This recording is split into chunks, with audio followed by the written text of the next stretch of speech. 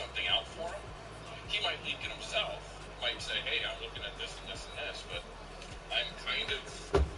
It's a unique situation. I'm wondering if there's. What's up, We Litt Gang family? This your boy WLG Jail Gaming coming to y'all live on YouTube. Make sure you like, share, comment, subscribe.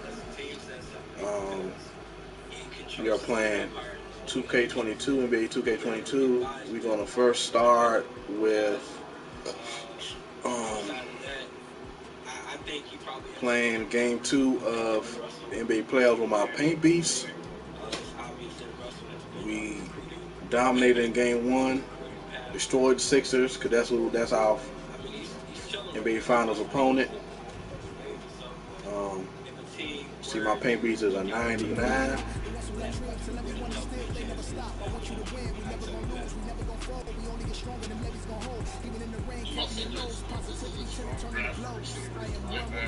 And looking at Ron Rivera's history in Carolina, a lot of it was already 32 is that he played not signing linebackers, but drafting. He drafted Luke Kuechly, he drafted Thomas Davis, they drafted Shaq. Game 2, here we go.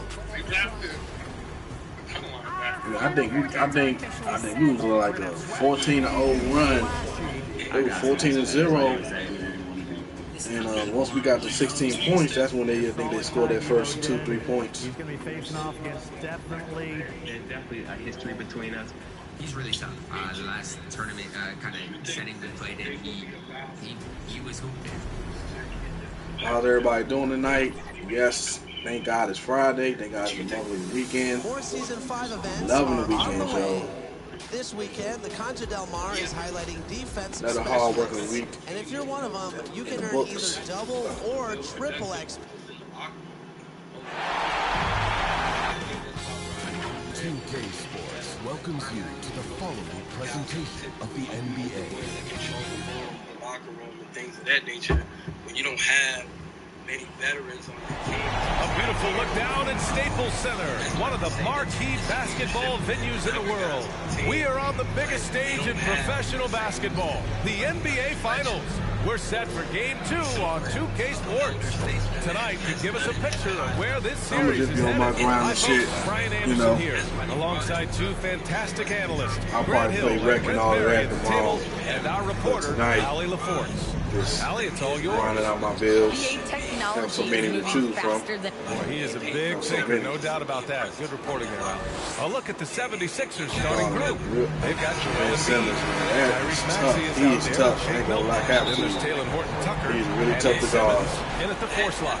And for the Clippers, the 1-2 punch of George and Kawhi. So I'm basically going to be grinding bills tonight.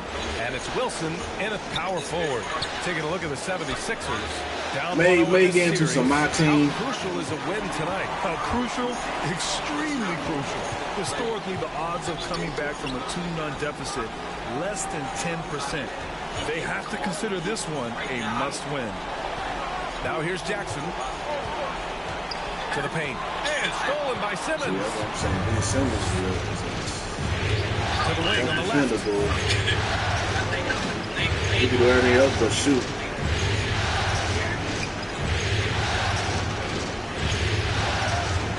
Pass to Horton-Tucker.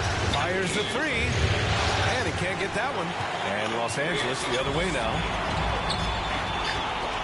Taken away. And now the Sixers on the break. That's tipped. Good defense. And just over a minute played here to start the game. Milton has the ball for the Sixers. Here's Milton. Leonard's guarding him. Leonard pulls down the board. He's as surprised as we are. Most nights that bucket is automatic. Jackson. Jackson finds Leonard. Here's Wilson. Simmons defending. Here's Leonard. Yep, that one's good. Yeah, you can be as physical as you want. 2-0 right now. Quickest leader. Stays with it and is unshaken. Here's Maxey, defended by Jackson. Maxey, that. I don't know what Ron's gonna do. I didn't even think he was gonna take James Davis first round last year, but I definitely didn't think that they were going to draft him and try to make him play middle linebacker at all. Like that's insane. Because, I mean, if you looked at the tape of Jamin Davis coming out, he doesn't take on blocks well at all. Like, he's athletic. Right. So a guy like that, you probably want to be your weak side linebacker. But to think that he can come into the NFC East and NFL overall at his frame and be a middle linebacker is asinine. Like, it's crazy. Do you remember? Go ahead. Do you remember reports that they were interested in a cornerback in the draft until they were off the board, and then they took Jamin Davis? Does that? Do you think that might push them to taking a cornerback? Good. The defensive effort was lacking a bit, but hey, give them credit for finding a weakness there. Just really smart basketball and exploiting whatever holes that he's seeing right now in the defensive squad. Here's Wilson. The Sixers getting their last shot to go. And that's good. His first bucket of the game. They say that it's not hard what's going on, but he's just a big guy, you know. I'm a big guy too, you know. Big versus big. Out left to the wing. For three, Maxey. 2 shots, 2 makes. Off to a good start. You can't discount Embiid's value as a passer. That vision and court awareness. These are traits a team loves to have in a big man. Now here's Leonard. What's going on, Leo? How you doing, my brother? Here's Wilson. Good to see you. Let's go. This guy is putting on a clinic for the people. Yeah, I'm shocked. I can't believe he pulled that off in a real game. And that was our AT&T. It's kind of confusing because nobody really understands the true vision, even across the West thing. Like, okay, you didn't 5G slam cam. Bringing you the sauce. Outside gun. No good on the triple. The Clippers in the lead. Here's Wilson. That was the first guy that put him instead of Oh, that's a good block. What's up, Natural Hayes? How you doing, bro? Happy Friday to you. I'm blessed. Can't complain. How about yourself? First quarter of action, just under 3.5 minutes played. And it's Maxey missing. Thank you, Leo. Giving up the layup. You want to go in there and use the hard foul. They did it there. That's aggressive attitude defensively. Now here's Jackson. Looking for his first basket, still in this one. Buries it from 3. Man, right off the bat, super sharp here offensively. 4 of 5 so far. Pass to Maxey. DC area sportswear. Al Gandhi. Yeah, my bad. I don't really listen to sports radio. Excuse me, by the Man, that was a good dog. Got other guys coming on. I'll probably, in the past, I've done like draft parties. So I used to George outside. Here's Wilson. D'Angelo. Jackson outside. Now here's George. Probably end up next month. And have a couple of guys from the Commanders. Back to Jackson. Be a part of it. Yeah, man, it's just a good show. Hey, it's blocked by Simmons. Oh, what a swap by Simmons. Using his size and reach to bat away the shot. Opinion. At the end of the day, outside Milton. That's what he can guard him.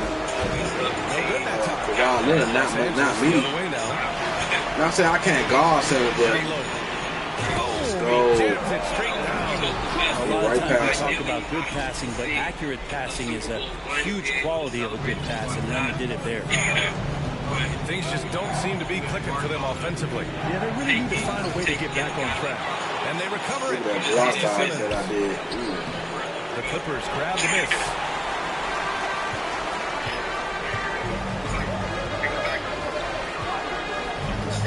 Here's Wilson.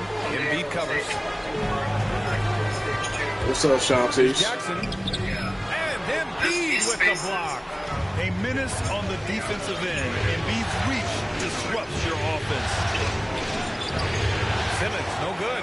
It hasn't been his best quarter. I mean, he's trying to shoot himself out of a slump. Here's Jackson. Joel Embiid pulls it down. That's a rarity for him, especially against the soft defense. Inside, Milton. Leonard with the block. How it work, Shawnee? When you're going up for a shot, it's always important to know where Kawhi Leonard may be lurking. Now here's George. Well, he hasn't scored yet, but I'm sure that'll Damn. to the middle. Here's Simmons. And dunk by Simmons. Come on, PG. You could have guarded that shot to the three. Just tremendous. Yeah, the steal was slick. The slam topped it off. And we say it time and time again, so I'll repeat it. You have to be careful with the ball, or this is what happens. And the Clippers have possession. After the Sixers picked up the basket a moment ago. Pure from three-point range. Oh, happy birthday to you, Leo. I ain't know it was your birthday today. Happy birthday, man. Now a timeout call. What you doing for your birthday tonight? Anything now to get them out of this slump. Well, they can't find the net right now, and all they need, I think, is just to get one to go, get back on track. And a new group getting ready for the Sixers. Drummond's checked in for Joel Embiid. Korkmaz comes in for Horton Tucker. Ellington is checked in for Milton. And it's Curry in for Maxey. Now here's Simmons. No, we worry about Ben Simmons shooting. Shot from 12. It's rebounded by Zubac. I love how they've attacked the boards here in the first quarter. When they have representation of some of these reps, you want to make sure they get insulated. They want to hang out. You can rob them. These young guys, have insulation. Why do they? Here's Wilson. They can be there's a two-hand. Attacking the rim with power. Tremendous finish. Just like me and you. Friday night. That's the drum. Here's Ellington. The city or different things. You're talking Drummond about with the ball. He's guarded by guys Zubac. that are 23, 24. Puts it up from 12. No luck on that one. And the Clippers will go the other way with it. $500 million sitting disposal. They've never had money before. They don't really understand it. You want to get out there. You might Here's be Wilson. What's been happening By over the 76ers. Laid up on his ass, man. For three. Defensively, they have to stay connected to him on the perimeter. The Clippers have gotten 7 of their first 12 shots to go. It just really depends on your crowd, like who you engage with. And we've got 1:18 left in the first. And that was guys And they've settled in quickly today. A nice flowing rhythm to their offense. Go and shut shit down the next day. It just really hurry with it. No scoring yet from him, but that's likely to change. Know that. They won championships. Baltimore Ravens season. They won the Super Bowl. They were out more than the Washington Redskins. And here's Simmons. So it just really depends on the he's company that you keep and just knowing shot by that Drummond, no good. That could have been an easy pass and finish. I'm not really sure what went wrong. They like to keep things a little more simple. It didn't quite develop the way they wanted it. Oh, just an easy reverse for him. He has nice feel and touch around the bucket. Here's Simmons. Here he goes. And slam dunk by Simmons. Just about 7 feet. Simmons is a different kind of next 2 games will be in Philly. Point guard handle. Back to Bledsoe. This will be my second. This could be my second build. And that one, no question. And this kind of I win a championship. It's just one of the reasons this team is in charge. Trying to for real right now, make all my builds champions. My fucking two-way shop is damn near 2-time, 3-time NBA champion. This will be this guy's first chip. 5 on the clock. And he buries that one. No way. You have to Really do not shoot like that. Come on, man. It's clearly how you keep defenses honest. Never made a midi For him out there at his size with that in the kind of NBA touch, in real life. money. And so it's the Los Angeles Clippers leading by 6 as we wrap up the quarter. And their defense has stood out, wreaking havoc for the opposition. And more NBA action on 2K Sports coming your way right after this. Acquiring some more picks in the draft. But yeah, I'm just curious to see what happens with the draft at this point because it's pretty obvious that they're not going to be aggressive in free agency. With those that are still remaining. So that's kind of good for people to be getting their hopes up about. Completely new group for the Clippers. And a new group getting ready for the Sixers. We actually Embiid checking for Simmons. Different story this game compared to Milton's checked in for Ellington, and it's Maxey in for Curry. Are there any other options in free agency? Because I guess. And the 76ers, looking at who they've got. They've got Maxey. Joel Embiid is out there with Andre Drummond. Then there's Shake Milton. And it's Horton Tucker in at the 3. Howard down as the whistle blows. 3-point play opportunity. Gotta love the effort there. An undersized core who can really make things happen with that leaping ability. At the line for your Clippers. Peace. At the line for 1. And that one misses. So my free throw. The Sixers leading. Well, Jay, in the last matchup. Back in, moving guys around, that could help too. But outside of that, I mean, you see anybody out there which you think they could come in and help and be a major contributor in one of those positions outside of those two big names? I mean, I think they need to get some depth on the D line at D tackle and D end. 76ers he ended up with 44 points and went to work on defense, challenging every shot near him. His stat line was unreal. Impossible to repeat? I don't know. Coming off of that performance, you tell me. Guys, it really was some night for him. He couldn't have been much better, Grant. Yeah, B.A. There was nothing they could do to contain him. Once he see that shit, I'm gone. Sometimes you can just look at a guy and you see the confidence that he's playing with. That's what I like best. To the wing, right side. Oh, there's the alley. And Drummond with the jam. One of the last old school centers in this ever-evolving game. Drummond is a real throwback.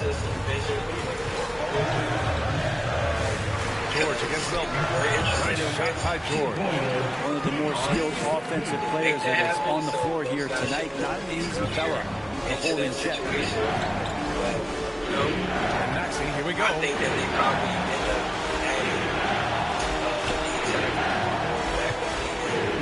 back to Horton Tucker.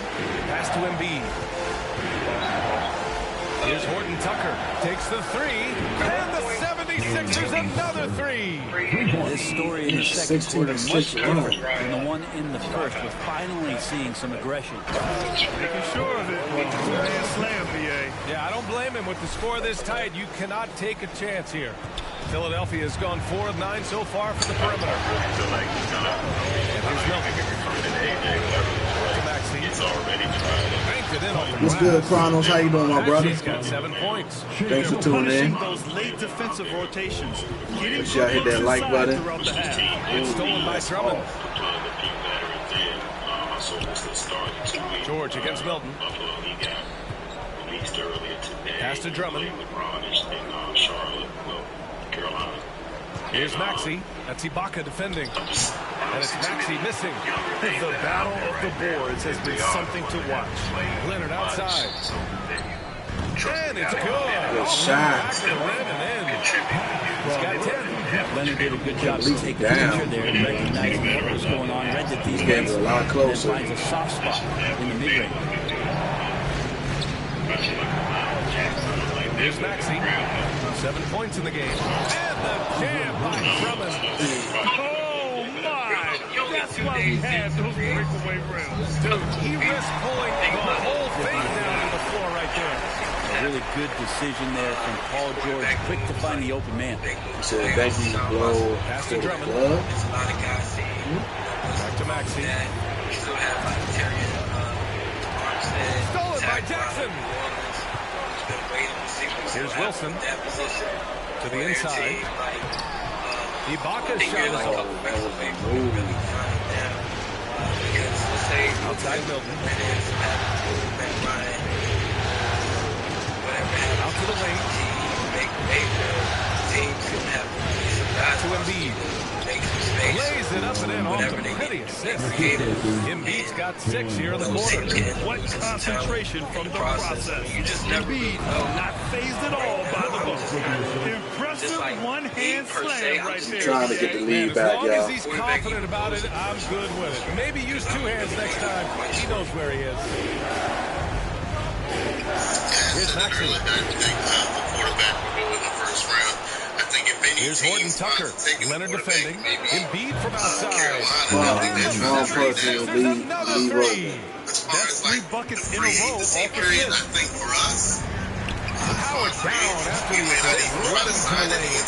He can really read the floor. Precision pass and rhythm. 9 seconds separating the shot clock and game clock. For 3, Maxey. That one is off. And Los Angeles the other way now. Pass to Wilson. Driving to the basket. Now here's Ibaka. And so the ball out of bounds. Embiid touched it last. Just a millisecond late. So close to coming up with a steal there. Real close, and I'm sure next time you might time that a little bit better and get a hand on it. Here's George. And it's Philadelphia with the rebound.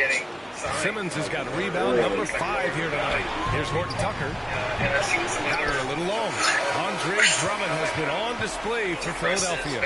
And that quarter was all about him, leading the comeback charge. Now they're up in this one. Time for a quick break, then back to the action.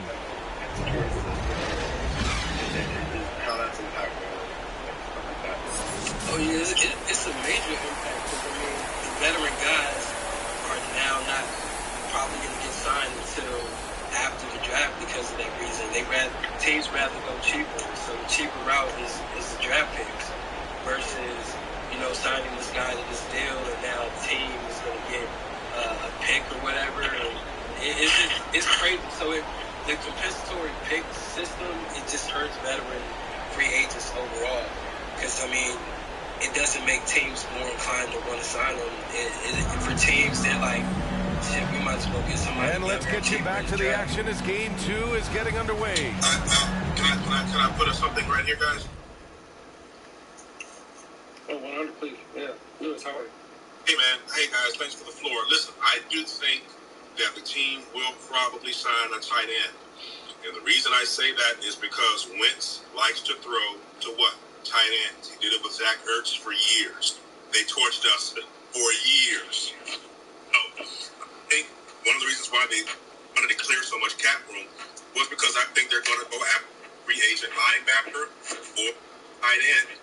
Again, Logan Thomas has not come back in October with his injury. Okay? So I believe, my heart of hearts, and from my perspective, that they will go after a veteran tight end. Now, who that person is, I don't know. I was hoping it would be Njoku, but he's probably locked up. Austin Cooper was released. I think he just got signed somewhere else. In the grand scheme of things, I do think because Wentz likes to throw to tight ends and because Logan Thomas is hurt, that leads me to make a qualitative and quantitative analysis of, you know what, they're probably going to go get a tight end, which is why they're clearing up all this money.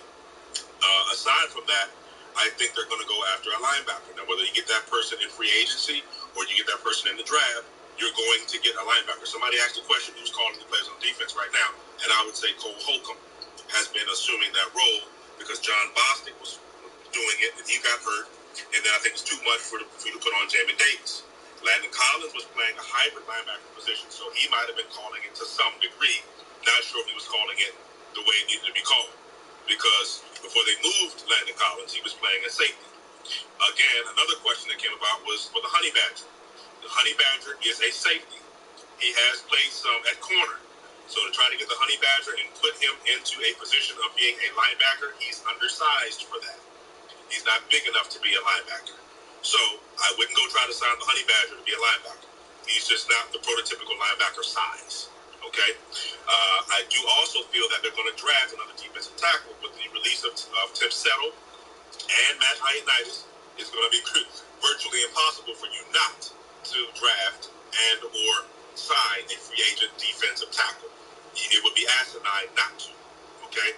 Aside from that, as far as the quarterback is concerned, I still think we're in the play for a quarterback as well. What a great opportunity to sit behind a veteran like Carson Wentz and learn. If you get Malik Willis, if he falls to you at 11, so be it. I think they're going to draft a good player, the best player available, the BPA.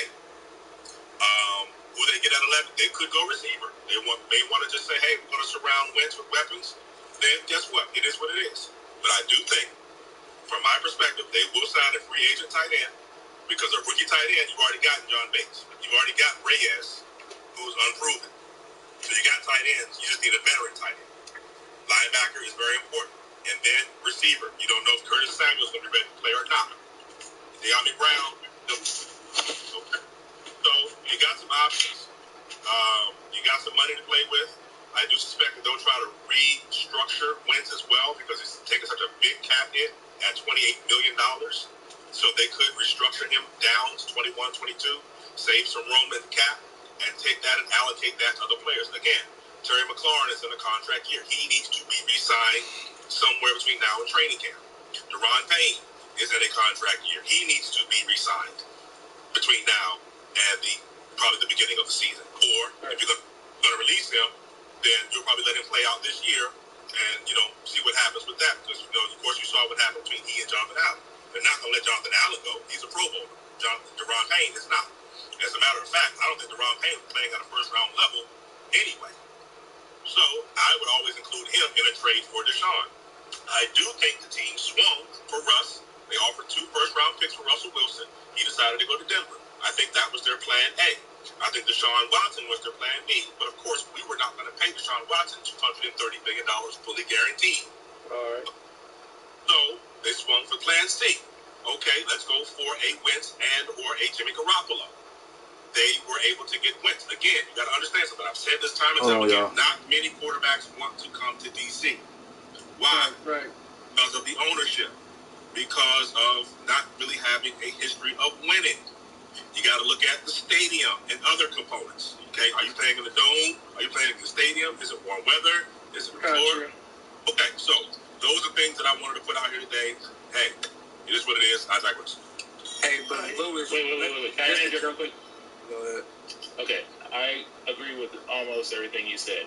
The only thing that I have reservation with is the tight end situation. Because, yes, when he was in Philly, he did frequent the tight end because those were the best receivers he had on the team. Best ball catchers he had on the team. However, last year in Indianapolis,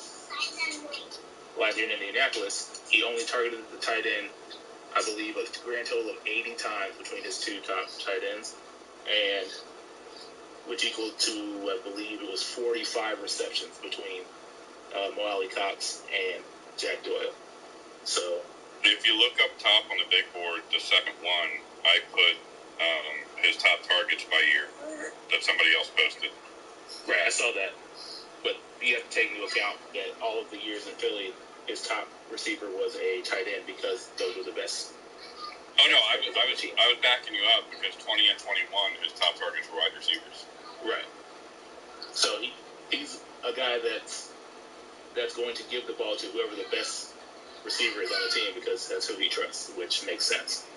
But I just wanted to kind of dispel the tight end thing because he kind of just purpose ball together. First trail. Essentially. Jackson and George, they're manning the backcourt. Then there's Kawhi Leonard. Then it's Serge Ibaka. And it's Wilson in at the 4-man position.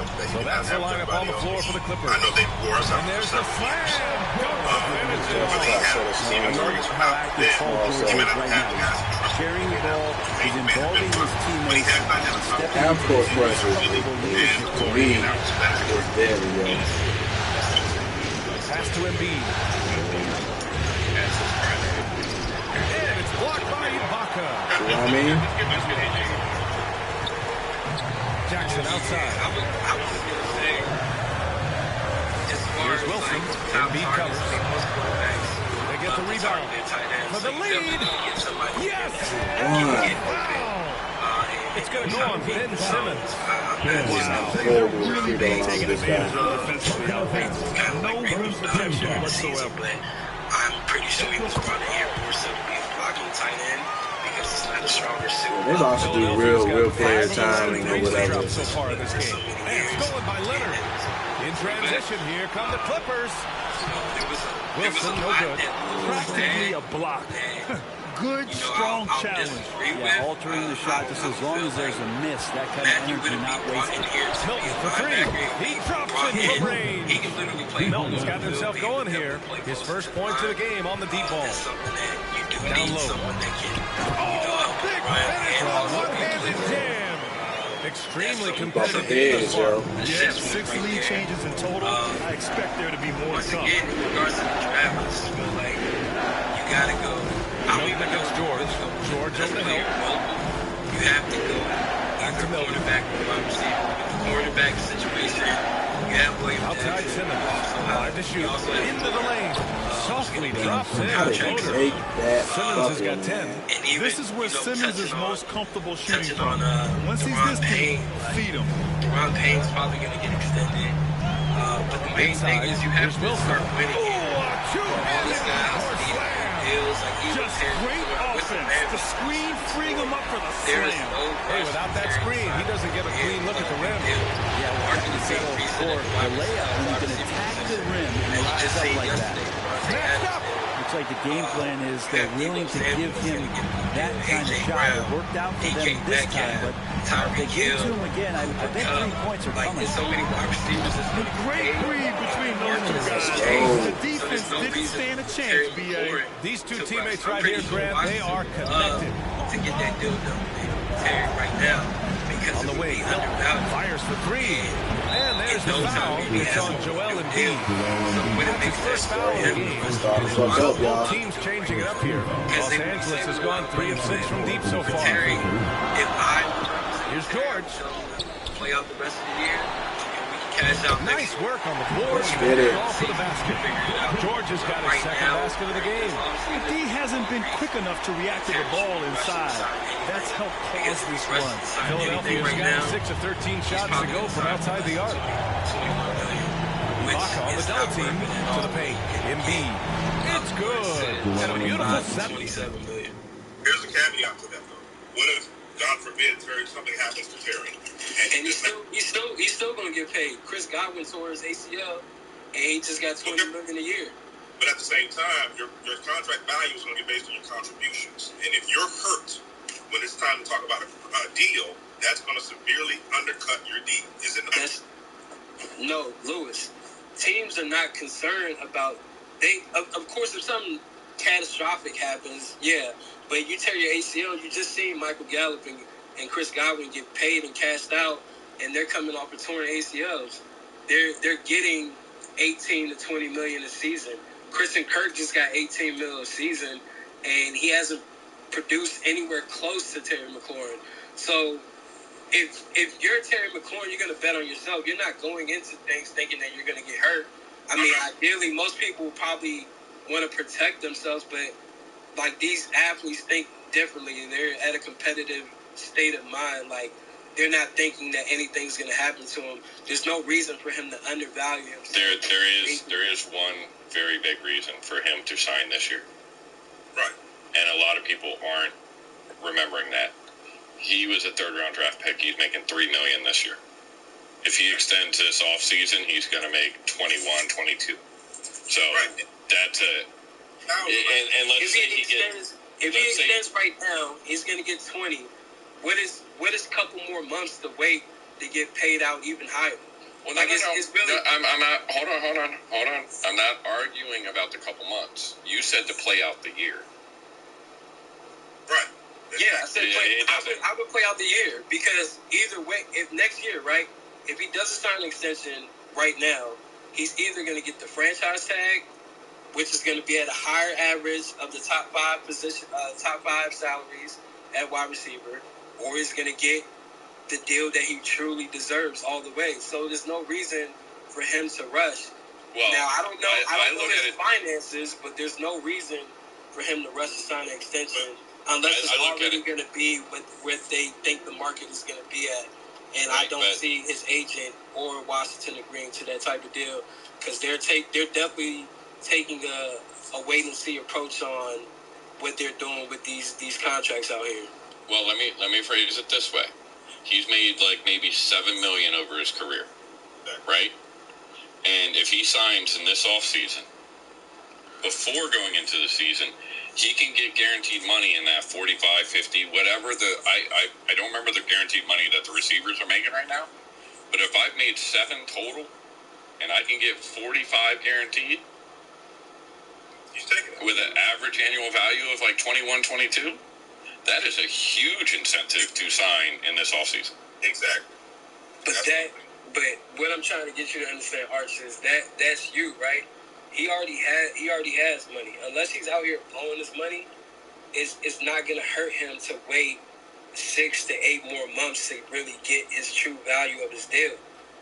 Like, there's no reason to rush to get that because the average salary. Hold on. I've got your point, but I'm going to add to mine. Risk of injury, and I know you said ACL they come back, but their prices probably are coming down some. Thank you. And also, like, if that's the case, we're not going to see Metcalf, we're not going to see Jefferson, we're not going to see Terry, we're not going to see any of these guys. You pay your premier players when they have a year left on their contract. It rewards them. It gives them some guaranteed money, some security. If that's the case, then we won't see Metcalf, Jefferson. We won't see any of them sign this offseason because they all have a year left. It all depends on your representation, right? But at the end of the day, when you're in a position where the market hasn't truly set itself yet. So if you're a running back, you already have an idea what the market is. Same thing for Lamar Jackson, right? Lamar Jackson could have signed this extension a long time ago, but now with new deals coming in for Aaron Rodgers or even Deshaun Watson today, his contract would already be undervalued. So you have to wait to see. When you have guys what contract are you waiting to see? Because you just had Adams sign for 28.5. You're waiting to see what Deebo Samuel gets. You're waiting to see what A.J. Brown gets. He's also a second-round pick. You're also waiting to see what DK Metcalf gets. You're waiting to see how that market plays out. He's got 11. There's no reason. The pass-first nature of Simmons. Fantastic I job agree staying with before that. and finding the open teammate. Let's go. We in it, baby. I worry about Simmons so much. We can take twos all day. I'm just worried about. Oh, he missed. Even though he misses that one, the defense has got to talk about that. And that's a bad miscue. You can't give up looks like that all game long. Here's Wilson. And in goes. As the official calls the foul. It was okay. It was good. One more at the line. For the Clippers, checked in for Ibaka. Man, in for Paul George. Definitely real player timing for sure. I definitely have to put that on my free throws. Maybe even shooting as well. And they double up Simmons. But definitely free throws. Here's Maxey. And he wills that one in. Sinking it right through the back of the iron. Maxey's got 9. So they brought the double team to force the ball out of his hands, but failed to rotate. How was your day? Let me ask you this: Is Devontae Adams one of the top receivers in the NFL? I'm just going to the paint, but they can't stop that. Unselfish play there by Bledsoe does a great job scanning, noticing somebody's open, gets him the ball. For 3, Maxey. Wilson grabs the board. Clippers in the lead. There's a big difference between the Devontae's number and the number Two away from you. You could probably be 2 away from winning the chip. Hey, a little exclamation point. Philadelphia has gone only 1 of 4 from 3-point land in the third quarter. Blocked. And that'll be Philadelphia's ball as it goes out of bounds. Sixers. Did y'all see that block or what? Let's take another look at the staunch defense during that mobile 1 block. You know that block has him and his teammates all pumped up. Wow. Might be in your cycle. And the 76ers with some changes. Drummond's checked in for Joel Embiid. Korkmaz comes in for Horton Tucker. And it's Curry in for Maxey. Korkmaz, good. He has 6. He's going to punish you if you leave him open. He's more than willing to take the open three when he's got it. Pass to Wilson. What's up, man? I'm going to just be grinding today, B-More. Here's Wilson. Definitely tomorrow. We be running it up in rec for sure. I don't know what events is going on this weekend. The Clippers got to hurry. Late clock here. Batum shot is off. He just couldn't finish the job that time. And too bad, because it was a nice look. Trying to go for a lob there. Excellent defense and anticipation to stop it. Pass to Wilson. Lays it up and backs it in. He's got 44. All right, well, a look at how the hustle game has been going for Los Angeles. Their activity at the defensive end has been impressive. Attacking and coming away with steals. You're not going to get a Lamar Chase every year like They've been very feisty and active on the defensive end.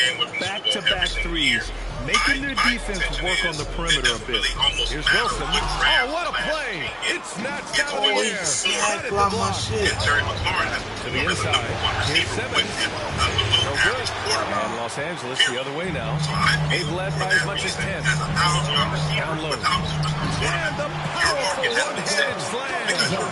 Those are wrong person. And I'm not, I want to make sure that people understand my argument. I understand that he's going to, like, they're all waiting for Metcalf and Jefferson and McLaurin to sign.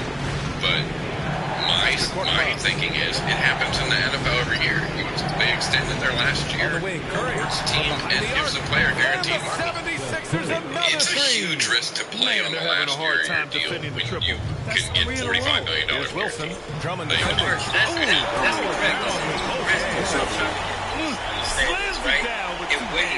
Man, they're really getting aggressive now. If that's what he believes to be vital, right? And here are the If Sixers Christian now. Kirk 7-point differential. That's to Ellington. Here's Drummond. Is getting $18 million average a year. You're telling Wilson me that grabs the board. Sign an extension right now for $20 to $21 million a year. And here's Bledsoe. He's covered by Curry. You're not basing it off him alone. You're looking at Devontae Freeman. Here's You're Wilson. looking at what Cup's making. You're talking about number one receivers So on he'll every take team. 2 from the free throw line. That's what's taken into consideration. And I'm saying, And he drops the first. So for the Clippers, Zubac comes in for Batum. And it's Jackson in for Bledsoe. The 76ers also with a sub. Milton is checked in.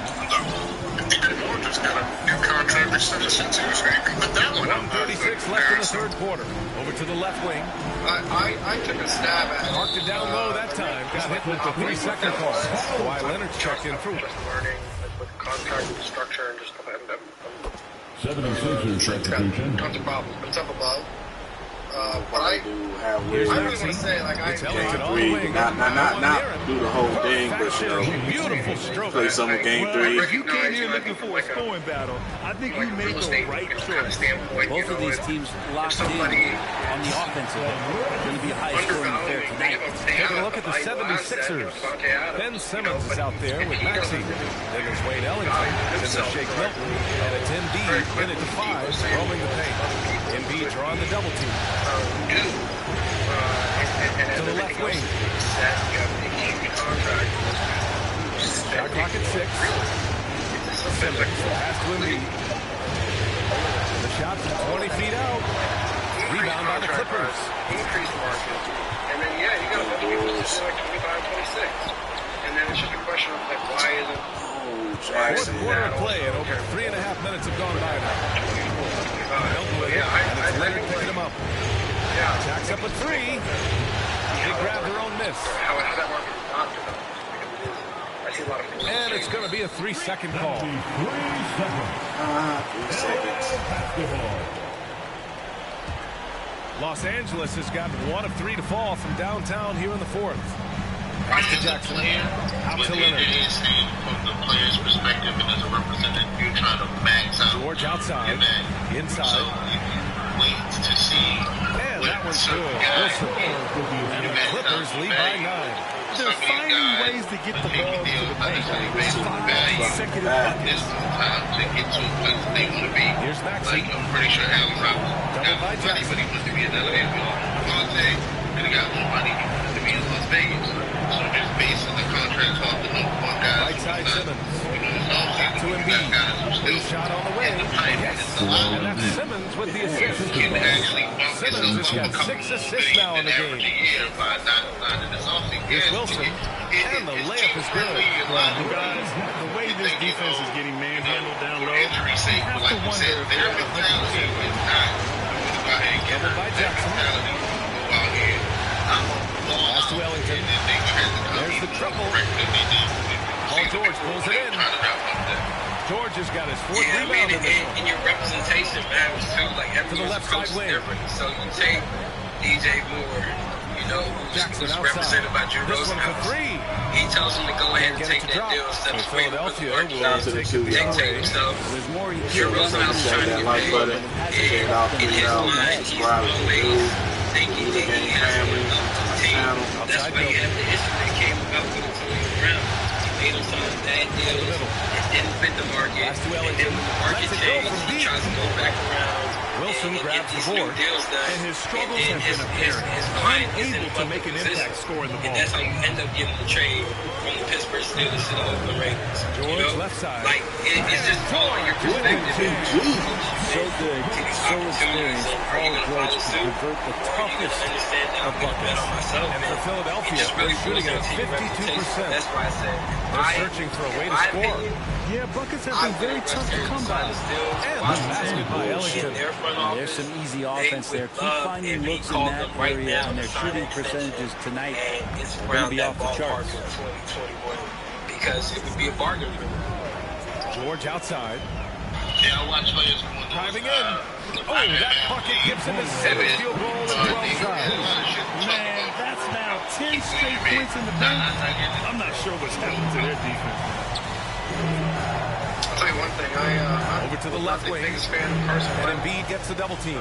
It's Ellington on the wing. Run to it, you know, like. Pass to Maxey. Look at what they're trying to do, but you know, if they're really trying to make the argument that he's getting paid shoots over Ibaka. Rebound by the Clippers. He wanted to keep that shot from getting blocked, but in the process, he gave it no chance of going in because of yet another bucket. We're on a scoring clinic. And an historic night, closing in on top rankings all time in single-game playoff scoring. Like Kyrie Irving. Pass to Maxey. It's good. And a beautiful setup from Simmons. Simmons has got assist number 7 tonight. Los Angeles has gotten just one of their 4 threes to go here in the fourth quarter. George outside. Here's Jackson. And the layup is good off the glass. Jackson's got 4 points in the quarter. That play never gets old. Pick and roll will still be an offensive staple 100 years from now. Trust me. Outside Milton. Doubled by Jackson. Here's Embiid. Wilson grabs the board. That wouldn't be a bad idea here to slow it down. The coach is definitely looking for patience and execution.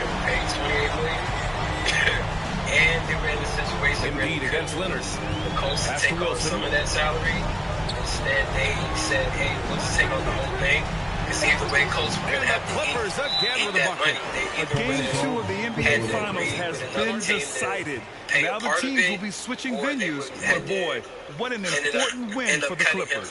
They made the most of the extra rebounds tonight. Said, hey, we'll take on the whole contract on our own. Like, that's crazy because now whatever ideals they have, any night, either one tarnish that all together, and now that's why you had to scramble to start releasing guys like Landon Collins, Ionitis, Eric Flowers, and all of those things because he took on a deal that you weren't even really budgeting to do. So you just went ahead and just make sure you didn't lose out on each trade.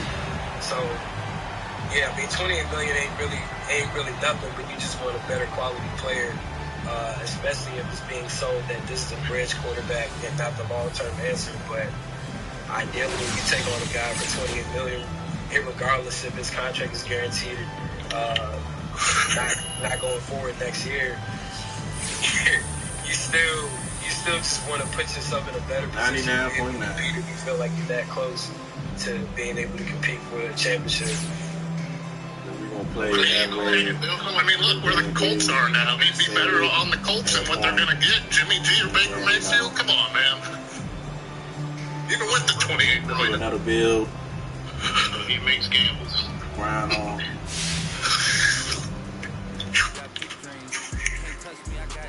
Well, might as well make sure, switch over to we got chance, but we got to keep it clean, though. When it comes to Carson Wentz. He ain't the 20-inch rims that everybody was looking for, but those hubcaps spinning. Let's just hope they don't fall off. I mean, at this point, I'd rather have him than be in the Panthers situation or even the Colts now. I didn't hear the interview or the press conferences when Carson was introduced. But from what I've read, Ron is not looking at him as a bridge. I don't think that's the approach. I mean, it could turn into that, but I don't think that's the approach right now. But then, true too, he could be saying that just because you don't want to say, well, you're not going to say it to the man's face, you're a bridge, You're going to be honest up front to him, not really going to try to encourage him to be the guy. Whether he's going to be that guy or not, I don't know. But that's just from what I read. It didn't seem like he was going to, well, I don't think he's going to come out and say that anyway, so I guess that really don't business matter. at home. So, gotta take care of business on the If he road. wanted to go with a bridge, though, he could have went with Teddy Bridgewater. Let's be real here. Yeah, I mean, I personally would have loved for them to go the bridge route. Bringing in James Winston, Tyrod Taylor, or somebody else, and maybe see how the draft plays out. Might be able to get a Kenny Pickett or Malik Willis for the take on $28 million.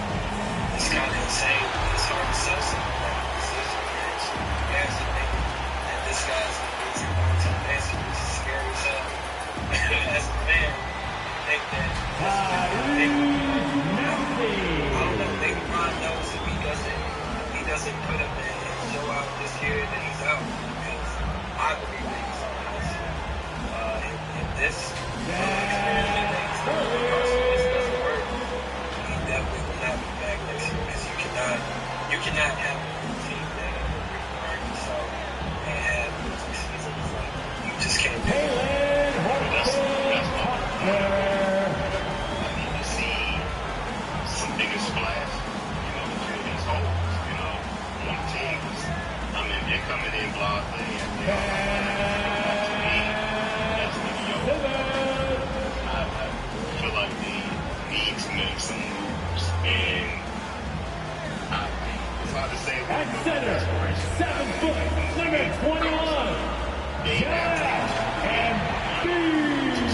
that's, to me, that's solid. Because I watched sign the guy, and they way over the cap, or they just did all the restructures, man. It's $60 million. So, it's money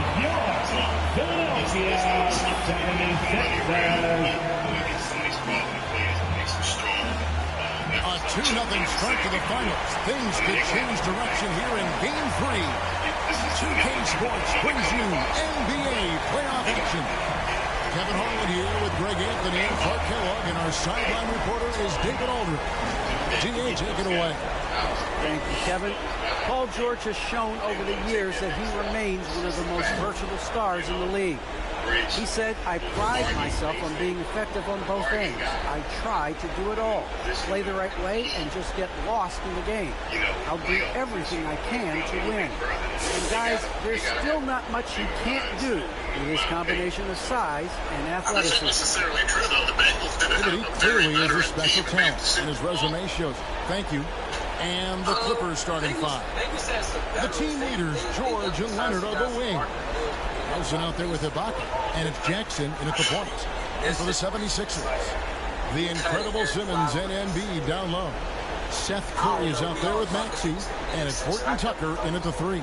You look at the Clippers, taking care of business, Greg, in these NBA Finals. A win here tonight would almost guarantee them the title.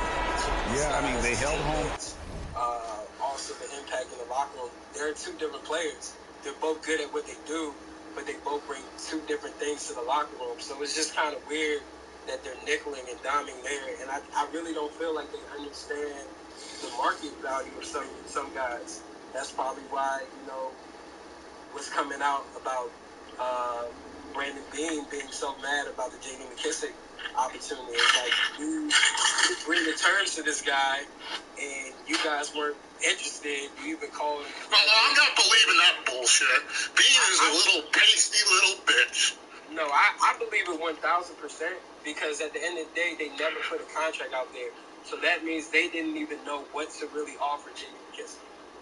So once they knew what the terms were, because the agents were filling them in on every single detail of what was going on, that's when they decided, hey, maybe we should just get back into this, because we could do this deal. We just didn't want to overpay.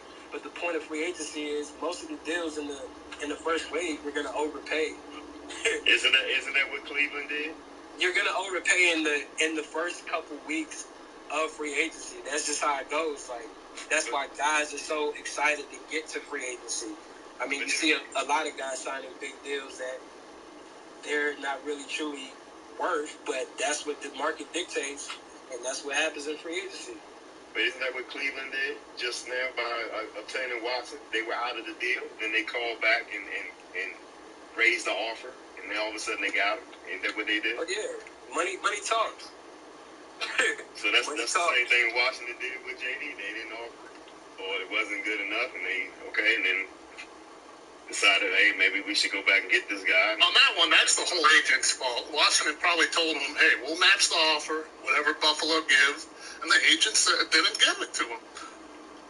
Nah, it's not the agents. He has really good agents. They wouldn't do that, and they represent a lot of guys in this league, so they would never do that. It's just more so, it boiled down to the player. The player was more comfortable being in Washington, but Washington never put a real offer out there and never really tried to extend McKissick before free agency. It's just that now that they were getting the transparency from the agents and knowing that it was this structure of a deal, they're like, oh, we can do this.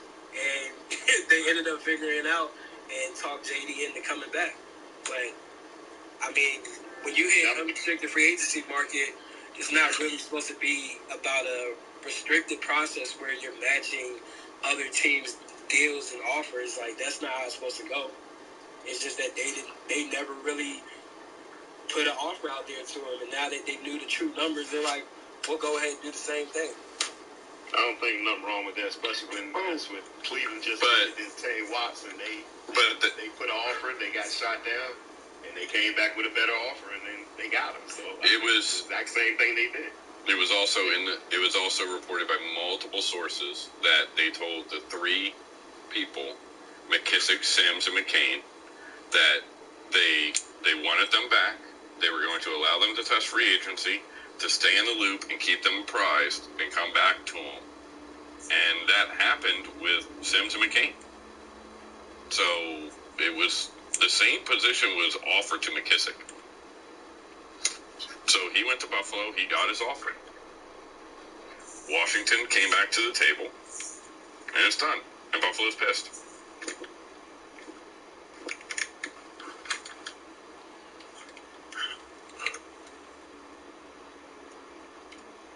I mean, maybe Dallas should start crying because they lost Randy Gregory to the Broncos, too. Maybe the GM should come out there and start crying.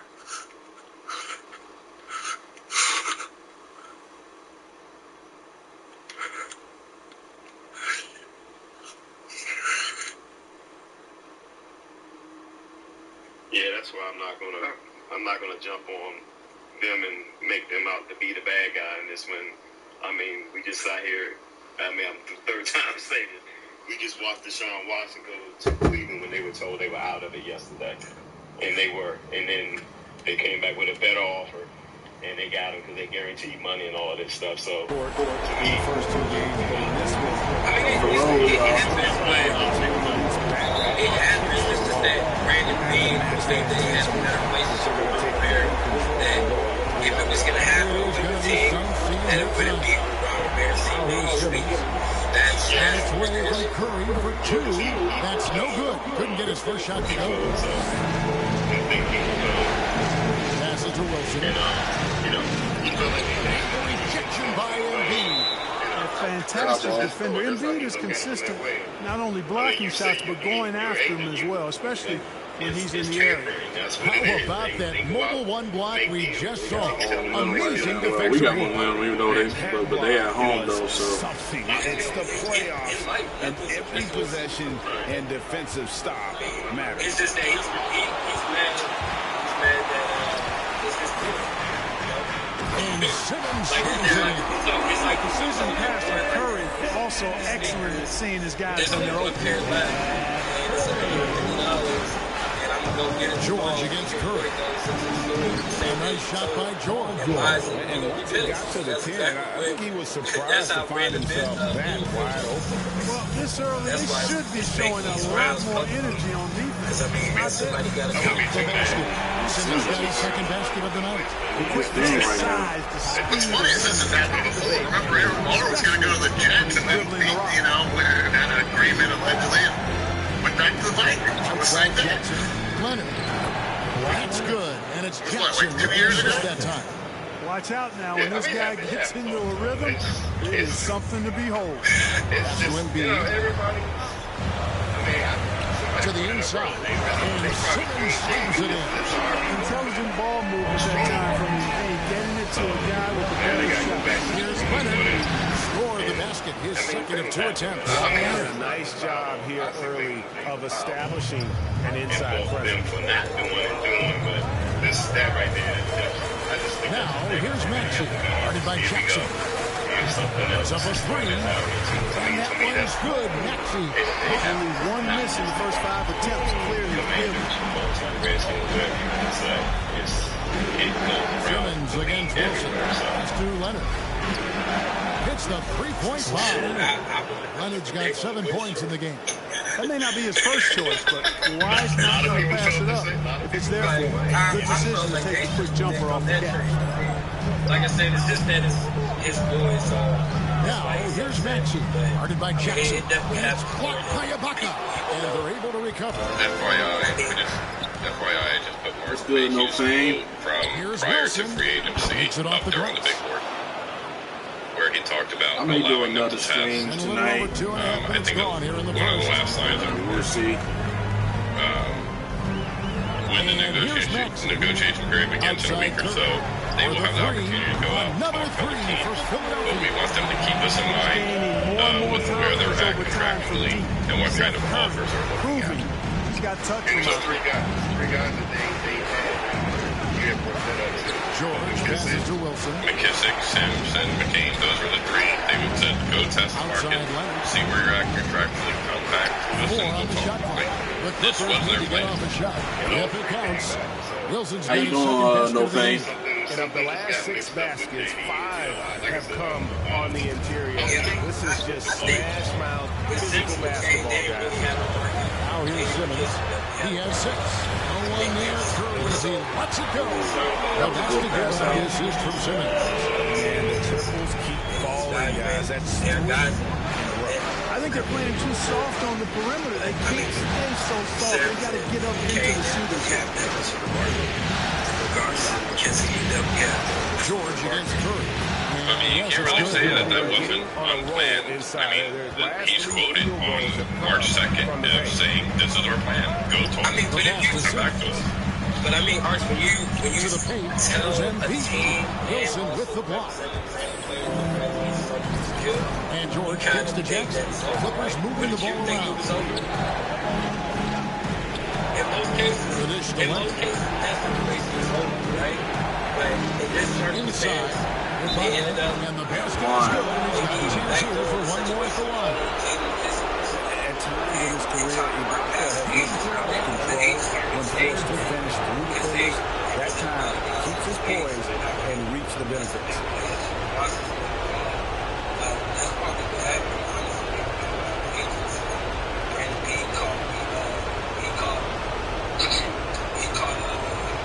and that's why it came out to the public. Let me ask you a question.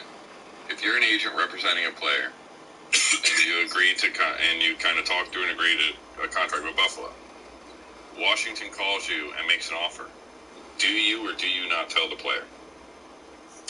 I mean, you always tell the guy, but you know going in who are the teams that are even interested, and you have that guy identify what's his number 1 preference and what's his number 2 and 3 and so on.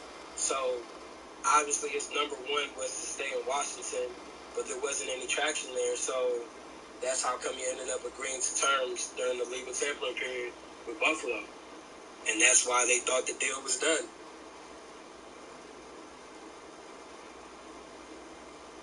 Right, but if the agent then tells him, like, hey, we know we agree, but Washington did come back to the table. But that's the thing. I don't think from what I read they ever said that Washington ended up coming back to the table. They ended up congratulating the agents, J.D. McKissick, and also congratulating the Buffalo Bills on agreeing to terms with J.D. McKissick.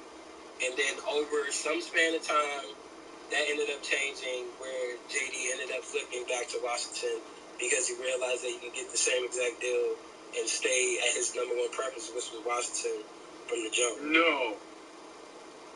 That's different. That's wild. I did not know that. That's what happened.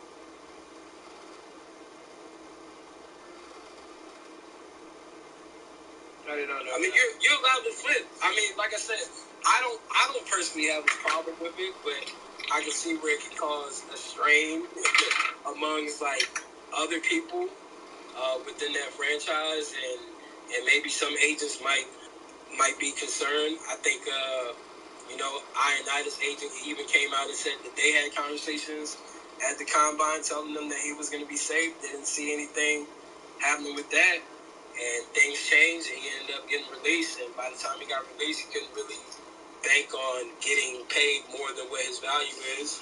And to an agent, that's a big deal, depending on if you're getting 1%, 2%, or 3%. So it really all depends on your structure and who you're working with. The 76ers trail by 3. Maxey passes to Embiid. Here's Horton Tucker. And by Jackson. And it's good for 2. And, you know, the evolution of Embiid continues. At 7 feet tall, he can look over defenders and make great passes. And he's got a nice feel for passing the ball. Now here's Wilson. Jackson looking it over. You mentioned shot clock at 6. And his situation. Would you side with him in that situation? Jackson. They're finding lanes to the hoop now with consistency. 5 buckets in a row from the paint. And on the flip side, the defenders have to show more fight on the interior. They've got to offer more resistance here. Here's Chris following the score by Reggie Jackson. I mean, in that situation, during the combine, there was already Russell Wilson.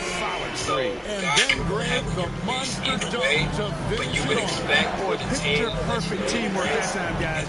One guy sacrificing for the other. That's how you succeed in this league.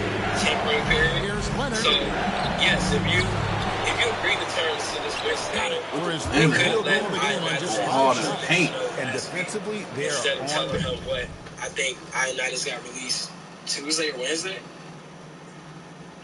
Was it Tuesday or Wednesday? I believe it was Wednesday because it was like before like the 4 o'clock. Yeah. So the agent has every right to be mad at Washington because his client could have been available to sign with any team even before the legal tampering period, before money was already allocated, and even if it happened during the legal tampering period, he could have been one of the bigger names at the DT position to get paid. Instead, now a lot of those funds have already been allocated. It's Wednesday. I'm scrambling to see if I can get some of that money that's still out there and get my guy a higher value on this opportunity now being a free agent.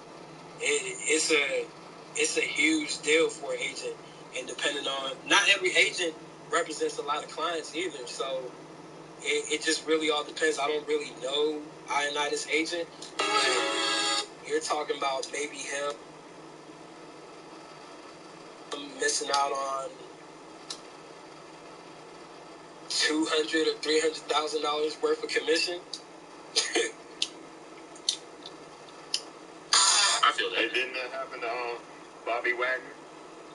He found out it through Twitter or something, didn't he? Yeah, he was being released. Oh, that he was being released? Yeah. Yeah. I feel like that's interesting though, because he's being released prior to free agency. And he can go wherever he wants at whatever time. My point was no communication. That's the whole point I think we all get. Oh yeah, communication. Right. Washington didn't communicate to Ionitis what they had planned to do. They wait until after they didn't tell them another way. That's all I'm talking about. Is the communication is not happening or should have happened. Wait until after the draft. There's going to be players cut then, too. And that's going to be way after free agency and after they spent their money on draft picks. I mean, they're going to be in even worse spots. But it happens every year in the NFL. Yeah, I mean, it happens every year, but when you know that you have somebody of that status and they've also had communication with you asking about this, like, it's kind of hard. It's just the integrity of it. it's like every time the ball comes inside. Yeah, I think they've got to ramp up the aggressiveness. If they don't, things are just going to get worse from here. And the 76ers decide to take their first time out here. They come off a real tough loss on Wednesday. Yeah, tough game on the road. The guys are defending obviously comfortable shoes in their own building. You've got to find a way to break their rhythm. Yeah, and it's not easy to do. Much easier said than done, but they're capable of making it happen. It just comes down, I think, to will and desire. We're going to have to win right now. I'll be close to that. Comes in for Horton Tucker. And Ellington is subbed in for Curry. Never comes out to the field. But to get released and officially open. And that one goes long. The Especially when you have 76ers trail by 3. Value. That's a lot of money that goes. And opportunities for the guy to go to the best situation. So we ended up going to Carolina because he was playing with major aspects of their offense in the early stages. Their success working the ball inside and getting points and receiving for their pain. Now here's Bledsoe. Yeah, I get what you're saying. Master Wilson. I'm not taking tipped. Communication. To Bledsoe. From 13, and he didn't get quite enough to do that one. Very surprising that he came away empty there, especially given room to operate. And he gets it to go. We've seen several lead changes tonight. Neither team giving an inch. Yeah, and the lead has changed hands, and it just hasn't stayed in those hands very long when it's changed. Back and forth we go. Man passes to Wilson.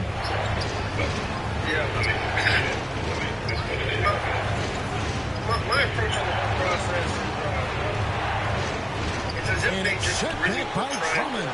Drummond likes to be in the middle of the action at both ends of the floor, playing defense and gobbling up rebounds. He makes a lot of good defensive plays. Now here's Drummond after the miss from Wilson. But they didn't have to do any negotiation. Now here's Ellington. The structure of that, I'm curious to know the structure type. We've got 1:23 left here in the first quarter. We can't get it to go. Wilson keeps the Bledsoe. Back to Wilson. Outside for Bledsoe. Down low. Shot's good by Wilson. 6 points for Jay. You know, so far he's been dominant this period, making the most of his opportunities. Lobbed up there for Drummond. Unable to get that one. And that was lining up to be a huge alley-oop, but they just couldn't quite connect. And you know, guys, always a tough catch on the route. Placement and timing have to be close to perfect. The 76ers trail. Simmons passes to Maxey. To Simmons. Pass to Maxey. So much more sense now. Why Duke got so heated. Drummond trying to get himself free. So, I mean, they were just 1 second between the shot clock and game clock. No good from Bledsoe. Philadelphia's gone 3 or 4 on 3-pointers in the first quarter, doing well from long range. And it's good, 2 points. Simmons got 8 points. That's the 10th straight point they've given up in the paint.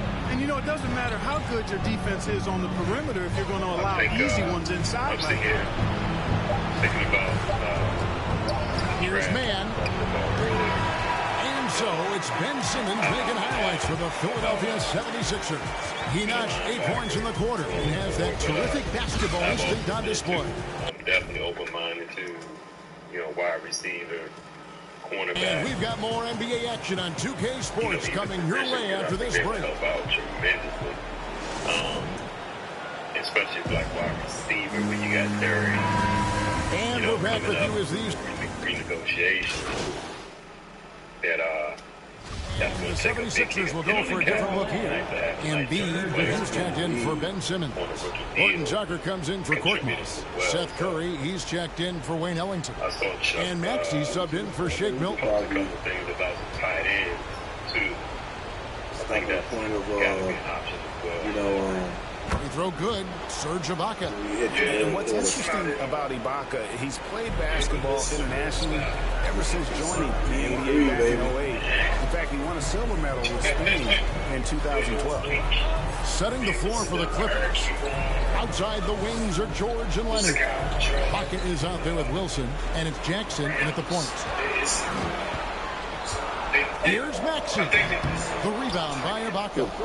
He's been off tonight, off his game. At this point, he might want to focus on creating for others. And let's catch up with our sideline reporter, David Aldridge. Well, Jay in that last matchup against the 76ers was outstanding. He finished with 59 points. And as he always seems to do, piled up rebound after rebound. He put up great numbers in a terrific effort. It's not a game that anyone wanted to miss. We'll be looking for a repeat performance tonight, Kevin. And David in stretches, he was absolutely dominant. Greg, he'd love to match that performance tonight. This team needs his contributions, and when he's right, he makes winning plays time and time again. For sure. And he draws so much defensive attention that it opens up opportunities for others. Well, he's been the NBA's leader in blocks multiple times. Ibaka just has that rare instinct. And Leonard has it in the corner. Back to Wilson. And he caught that pass in full stride on his way to the big slam.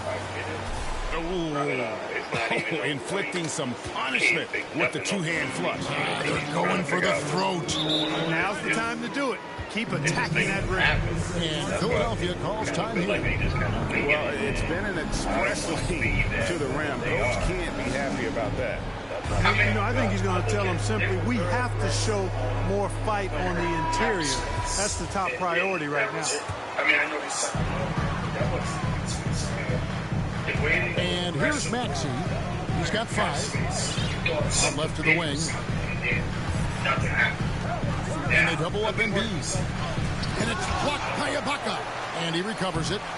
Yeah, that's another miss for him. They're behind in this game. Good job with B's. B's has been going crazy.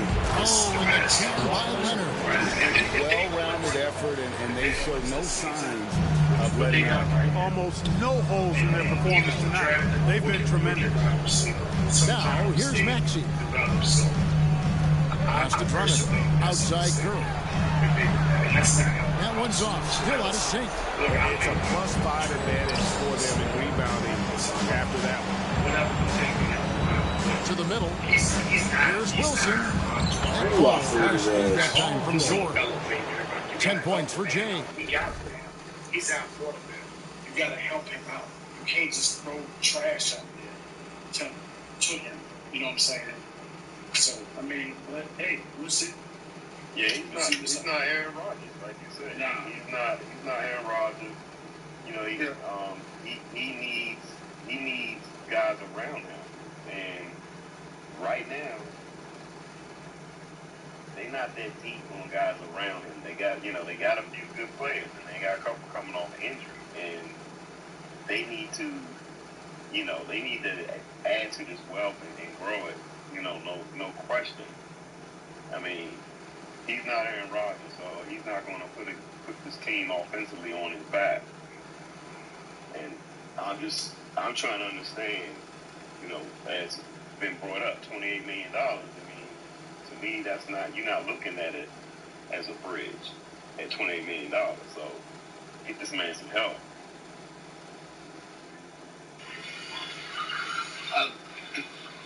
Not to get off topic, but I was scrolling through Twitter after my phone charged back up, and I saw that Nathaniel Hackett, I guess it's a phone Nathaniel Hackett account, but I just thought. What's up, Lonnie? How you doing, sis? Russell Wilson may be accused of 22 times as being an incredible person on and off the field, but I just thought that was funny that somebody taking a shot at his. How you doing, sis? An accusation contract. But like you said, I do like Gerald Everett in regards to the remaining free agent tight ends. But he would probably be, if he's still available after the draft, that type of signing.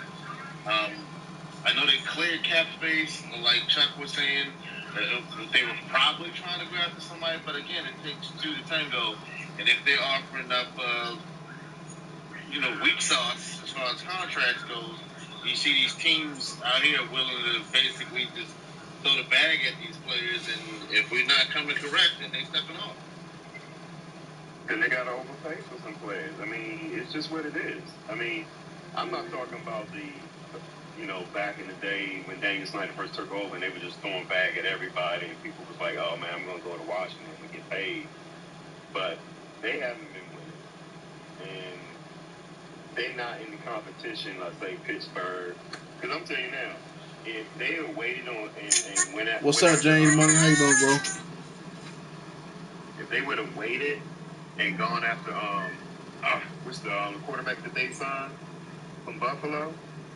They would have had to, right. They would end up having to pay way more money to get him. No question.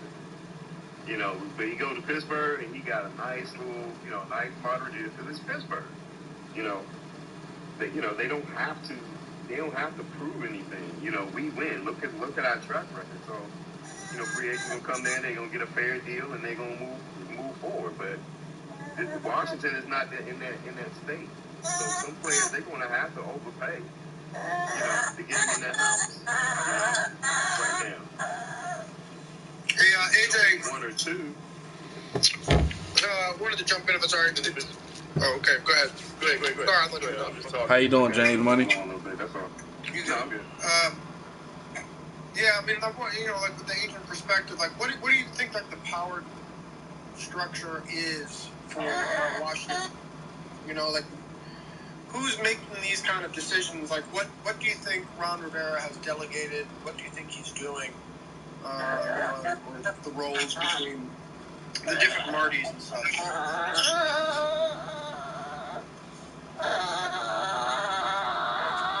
I think that goes the answer right there.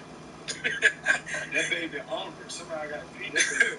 But yeah, I mean, it's definitely being controlled by Ron and company, because it's pretty obvious that it's being controlled by them.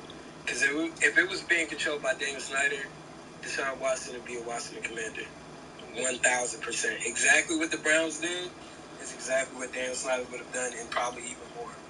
So everything's being ran through Ron, so he really has no room to complain about anything. A lot of people like to make excuses for the fact that Taylor Heineke was the quarterback and has a noodle arm, but that's Ron's choice. He's buying all the groceries. Like, he's literally controlling every aspect. It's all of his people that he has running the show.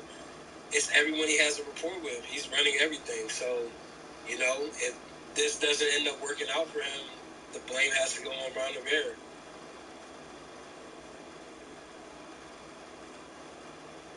What about Marty and Martin?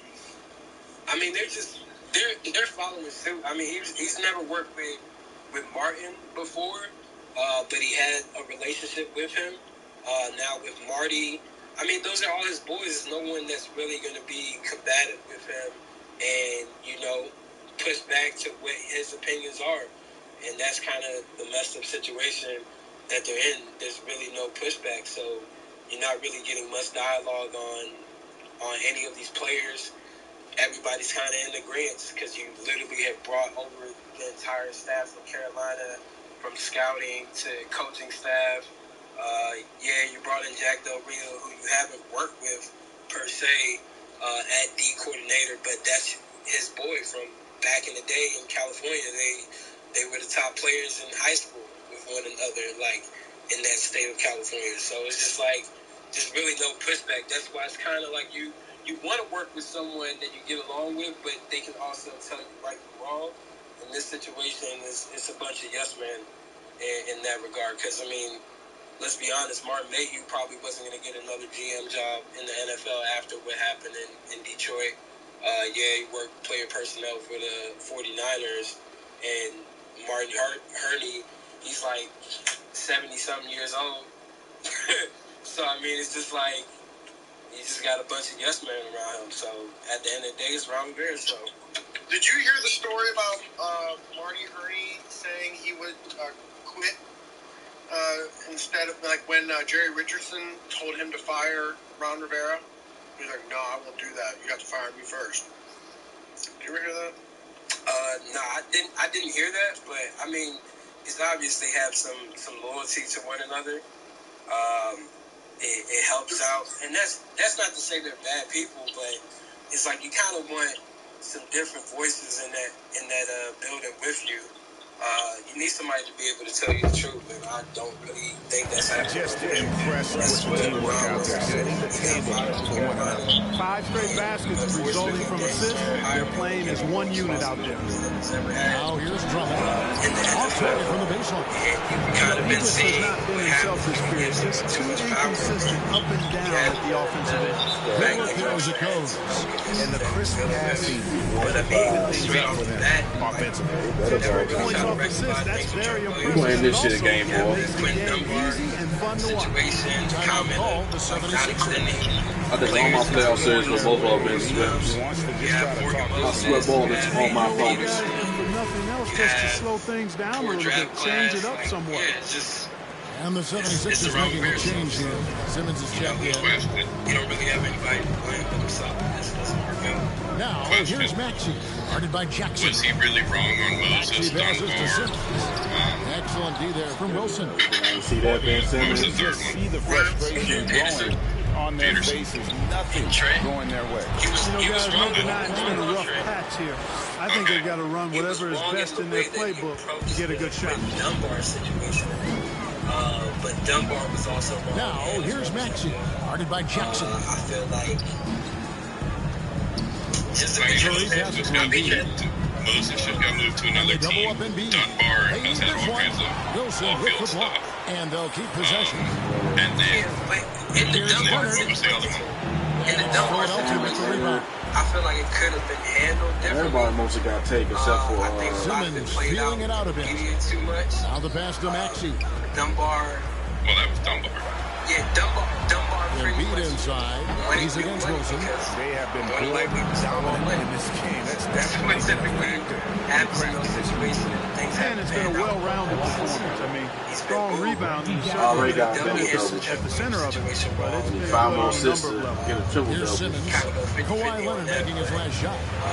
Goes up again. And the rejection by Ibaka. It's 3-on-3 on the fast break. Just 1 second between the shot clock and game clock. Here's Wilson. Trips it home. Terrific move. And how about that find by Leonard to a wide-open shooter? He's only getting better at seeing those gaps. There's so many different aspects to it. Morgan Moses, I feel like didn't even create that hole. Over Wilson. The 76ers again can't hit it. And so it's the Los Angeles Clippers ahead by 26 points as they get ready for the break. Defensively, they have after contesting every shot going up. Back to the action after this word. You always have to remember he walked into a buzzsaw at Washington. The Trent Williams relationship was broken before he got here. The Trent Williams situation was broken. Bruce Howard was out there. Snyder and the team.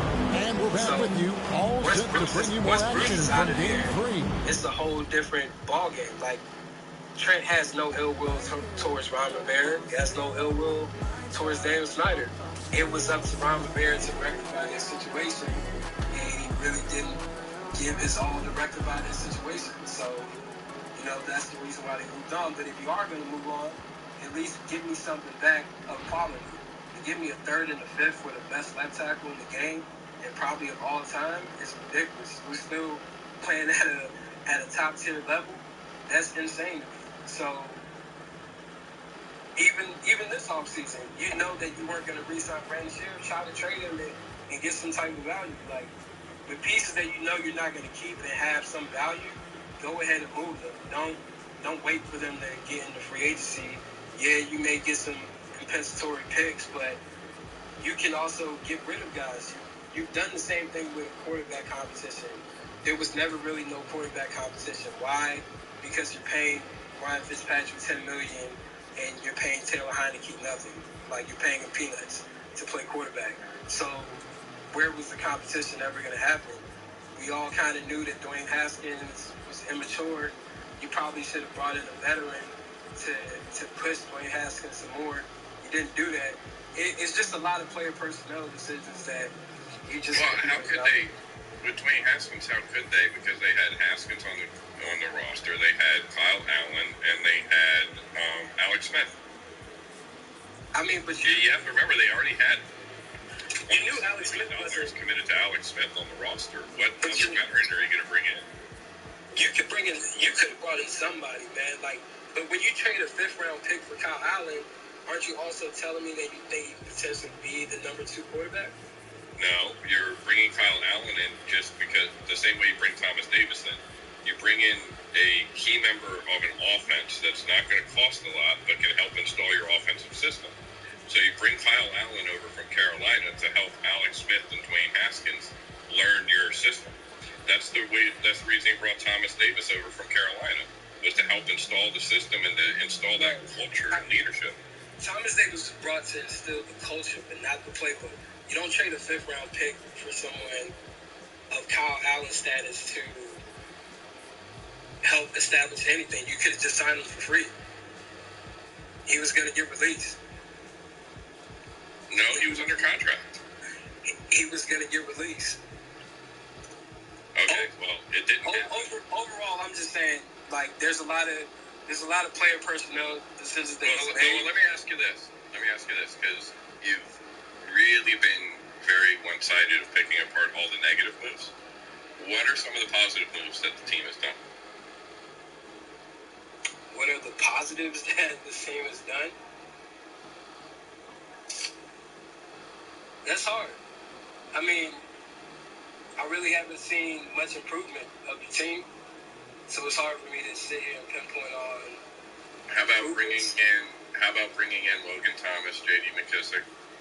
How about extending Charles Leno at the end of last season? I mean, those moves don't really do anything for me. I knew who J.D. McKissick was before he came to Washington. I knew that he was a top-tier third-down running back, a great running back with wide receiver skills. Logan Thomas, he surprised me with being able to adapt to playing this new position of tight end. On my two-way Charles Leno, lately. I'm not overly impressed. Those type of moves weren't the reason why Ron was brought here. He was brought here to establish a winning culture overall and to address the quarterback position, and that hasn't been done. And the defense is also not a top 5 or top 10 defense right now. So the things that he was brought in here to do, we have yet to see. So I don't really have many positives to say about it, because I mean, during the tenureship, it's kind of been up and down. There hasn't been really any winning season. Of course, it was nice to see them in the playoffs against Tampa Bay, but that was at a losing record. Fortunately for them, the NFC East was on the lower end of things that year, so they made it in. Welcome to a brand new episode of NBA 2K TV. This week we have an interactive special for you. Steph Curry's latest signature shoe, the Curry 9, just dropped. So all interactive questions in this episode are brought to you by Curry Brand. Ready to flex your Curry knowledge with some DC? A questionable signing on that side of the ball with Curtis Samuel. The Curry 9 features a collab with what family television series? Is it The Cuphead Show? Dora the Explorer? Sesame Street? Free agents don't want to come here. I don't believe that to be the case. I know that's not the case. A lot of players just really want to get paid. Some guys, they pay attention to certain things, but they're not as in-depth of how many things are going on here. Like, honestly, a lot of guys really love watching these areas. For me, I don't really have many positives to point to. I'm curious to hear other people's things. What are some of the positives that they can point to? Welcome. Well, this one's about Thanks, BA. Well, the NBA's play-in tournament is exciting. It's a way to keep teams in the mix. Yeah, Allie, team's definitely motivated to stay in the top 6. Good stuff there. Thank you. I'll look at Orlando's opening lineup. Isaac and Carter up front. Suggs is out there with Anthony. And it's Wagner in at the 3. And for the Pistons, Cunningham and 50 Cent driving off last. I think a lot of people feel that in for the Pistons. Lennox checked in for Stewart, and it's Jackson in for Joseph. I gotta be a starter. Outside Fultz. Pass to Ross. Here's Wilson. He's covered by Grant. Here's Wilson. Takes a 3. And Cunningham pulls it down. He's a real player, good timing. Stay outside. It's a difference in my shooting with this guy. And here in the first quarter, a little over 3.5 minutes played. I mean, he's not aggressive. So, here's Cunningham. His last outing, he had 20. Clock at 4. Real chill, laid back. He's not aggressive. Oh, it's blocked by Bamba. I'll tell you, behind a lockdown defender, Mo Bamba can be like I said, I'm just curious to hear from Art, like what are some of the positives. Orlando has gone 2 of 4 from distance to begin this one. To build things too much, more so like what are some of the positives Here's Wilson. Think of since Ron Rivera has been outside the arc. Knocks it down from distance. Yeah, their offense looking like a well-oiled machine. The shooter with this guy. For Detroit, they've got 7 of 15 to find the net. When he was talking about a playoff push year one, right? Pass to Magruder. He got that team to fight. He got that team to play all the way through week 17. And he got that team to play before the left side. Everybody he can't stop the run as that misses. I think he's got to settle down because right now it feels like he's rushing, like he's forcing some shots. This quarter he has been completely bothered. Unselfishness can be infectious. Terrific teamwork. You can see the leadership that he's trying to they need something to go to regain some confidence. Some of the players no question. Way too many empty possessions for them. Here's Jackson. The Jonathan Albums. And it's Orlando with a rebound. Boy, that's one he wishes he could have back, especially against soft defense. Boy, you think back to Markel Fultz and the first couple of seasons in the league. I don't know that there was a player more scrutinized at such a young age. And you saw it in year 2. Well, Detroit's shooting the rock about 41% in the first quarter. They put Heineke wasn't their plan A. Here's Magruder, guarded by Ross. And if anything, they were lucky that they had a backup shot is good. Just owning the painted area. If it's working, no need to change. They did have a backup that was capable and went out there and played football. Pass to Okiki. Went through a lot of stuff. He went through cancer. They have Ross. all the different drama around the team name, around the sex scandal, around the COVID, around to the inside, injuries. Outside for Fultz. Again, this year, with all top of the key. Things, here's Wilson. Tries again. And in week 16, and he lays it in. They were still 7 points in the game. And this is something this guy takes pride in, capitalizing on second chance opportunities. Even in week 17, the team didn't give up. Here's Magruder. I do think they've done a good job bringing in some guys. It's wide right, it's off the rim. And so it's the Orlando Magic, up by a healthy 8 points at the end of the period. And it's mostly due to their superb shooting. They've wasted very few possessions. The Bobby McCain, the J.D. McKissick, they've brought in some guys that have contributed. And, and the veteran on this Magic team, Terrence Ross, year 6 in Orlando, so and I still definitely think grateful there's to be part of the franchise. Seen with what Rivera has done. T-Mac, Shaq, you said something that to me sounded Ross is a great resource for all these young players. He really is, B.A. You said that Rivera is a chill, laid-back guy. Out to the night. He's still earning his keep. Haven't already I see Rivera as somebody that can bring your If you're just joining us, we played through 1 quarter in this one. And guys, let's get your take on the hustle stats for the Magic. Well, in their first half of play, they're closing out aggressively. The block shots, a key indicator of their activity defensively. Yeah, and I think the other thing that's helped them early tonight are the points they've gotten off turnovers. Kelly Olynyk is out there with Trey Lyle. Then it's Jeremy Grant. Then it's Jackson. And it's Magruder in at the point guard position. That's the group for Detroit right now. We've seen that more than once today. An effortless basket inside. Personality. Like even Pass to Jackson. He's more laid back. He's not aggressive. I don't see him just wanting yes men around. Comes up empty down low. Orlando has gotten 3 of their 7 threes to find the net in this matchup. Do we have a perennial playoff over to the wing after year 2? No, but here's Wilson. He took over a debacle of and he drives in. Rebounded by Lyles. Just over a minute gone here in the second quarter. Time now to hear from our reporter, Allie LaForce. Hey, Brian. Well, there's an annual survey of NBA executives. Going into last season, the Pistons were selected for worst offseason. But with the promise of their young players, guys, some optimism that the rebuild in the Motor City is off to a strong start. Physical, defensive-minded, Allie. That's Detroit basketball, isn't it? Ross for 3. Nails it from beyond the arc. Ross has gotten himself going with a triple, his first basket of the game. And the Pistons call time line here. Well, at the wing position, Grant, you were one of the league's best passers. Which wing players stand out to you in that category now?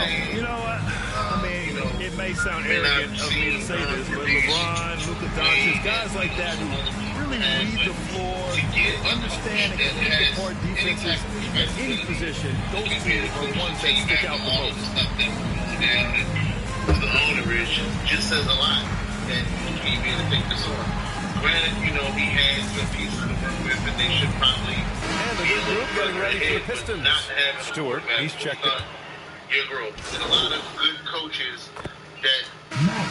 So it's the Orlando Magic ending the quarter up. People forget Belichick. Their defensive efforts. Coach of the Baltimore Ravens. He didn't want.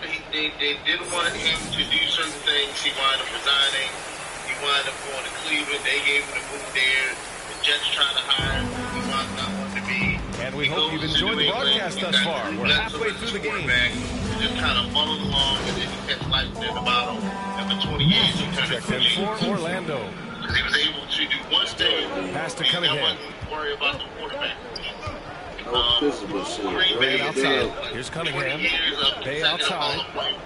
Hall of Fame play quarterback, but they only had two. Grant outside. I mean, yeah, we watched him. Oh, a beautiful reverse layup. This guy is a high percentage shooter from this particular area because he can elevate off the floor. It's nice and efficient. Look back at the 2014 NBA draft. Some of the best players of that class were second-round picks, including Jeremy Grant. Becoming a premier two-way wing, Grant was a steal going 39th overall to Philly. On the court for the Magic, they've got Wagner. Anthony is out there with subs. Then it's Wendell Carter. And it's Wilson in at the power forward position. For Orlando, they've gotten 2 of 4 shots to go since the break. What's up? I'm well, how are you? So, I was sitting back listening. Now here's Anthony, down low, down to 5 on the shot clock. Wilson, no good. In addition to Jeremy Grant, there were a bunch of great selections in that 2014 second round. Tell me about it. I mean, how about All-Star Nikola Jokic? Probably the best player in the draft was a second rounder. Throw in Joe Harris, Spencer Dinwiddie, Jordan Clarkson, Dwight Powell, amongst the others. I mean, just showing that you can find talent late in drafts. Now he's left the Jets. Now he's heading to. Here's Wilson. He's covered by Grant. Pass to Wilson. Dunny's not even in the league anymore. Three-pointer. Pearson bounced around. Rebound Detroit. Cunningham's got rebound number 8 here already in the game. For the future of driving the players. I don't see any aspect where and just a lack of just that he didn't take any more care of. Right? At least on that slam it was. That's one way to let a team back in the game. Right, you can see on that possession, one side playing with a little desperation, the other side losing focus. Olenix checked in for the Pistons. Jackson comes in for Joseph. Fultz, he's checked in for Orlando. Pass to Wilson. Outside Fultz. Why is he supposed to immediately contact you? Why is he the first person getting asked to call? Out to the right wing. So, I mean, I think Ron's done a good job. I mean, you replace Brandon Sheriff, an all-pro. Takes it inside. And he drops in the layup off the glass. I think he's done a good job. And the Magic lead by 7. Well, this is what's evolving over time, right? Markelle Fultz running the pick and roll, such a precise play. Leadership-wise, they handled. Alex Smith was here. So they gave you the guy. I mean, for Orlando, they've gone 3 of 7 here in this third quarter. Outside Fultz. What else is Ron supposed to do? He was picked second. They had the second overall pick. They can't get it to go. Oh, Lennox with some nice D's. Now here's Grant, pounded by Fultz. And that one's good. Grant's gotten his second bucket on the night. Terrific focus from Jeremy Grant. This guy understands how to take contact and fight through it. Anybody else want to get up? Anthony outside. Pass to Wilson. The 3. Count it. Now 5 of 11 for the game. They've been pretty lax with their perimeter defense, giving up a lot of three-pointers. The Pistons have gone 6-13 to open up this second half. So, if Ron Rivera was to the paint. Here's Litty, and they'll get another chance. The momentum continues to go their way. Pretty much the story of the game. This one looks like... Here's Anthony. The teardrop falls in. And now a 10-point Magic lead. Well, instead of forcing it all the way to the cup, he just goes with that little teardrop. What do you guys think? Grant outside. Pass to Cunningham.